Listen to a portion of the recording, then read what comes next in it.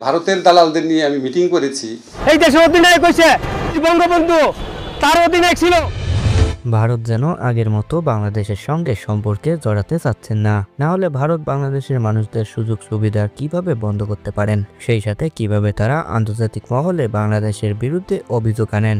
যদিও ভারত ফ্রিতে সবকিছু দেয় না, বাংলাদেশের মানুষদের কিনে নিতে হয়, তারপরও ভারত বাংলাদেশের কাছে বাণিজ্যিক সম্পর্ক কমিয়ে নিচ্ছেন ধীরে ধীরে।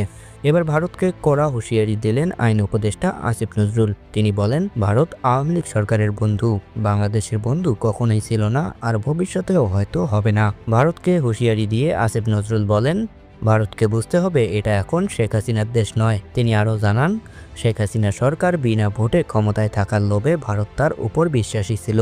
তবে ভারতকে বুঝতে হবে এটা শেখ হাসিনার বাংলাদেশ নয়। এই বাংলাদেশ স্বাধীন, সার্বভৌমত্ব ও আত্মমর্যাদাশীল। এই বাংলাদেশ নির্ভীক একটি তরুণ সম্প্রদায়ের। ভারতের ত্রিপুরা রাজ্যের রাজধানী আগরতলায় বাংলাদেশের সহকারী কমিশনকে নিরাপত্তা দিতে ভারত সরকার ব্যর্থ হয়েছে বলে মন্তব্য করেছেন আইন উপদেষ্টা আসিফ নজরুল। তিনি ভারত সরকারের এই ব্যর্থতার কড়া নিন্দা জানিয়েছেন।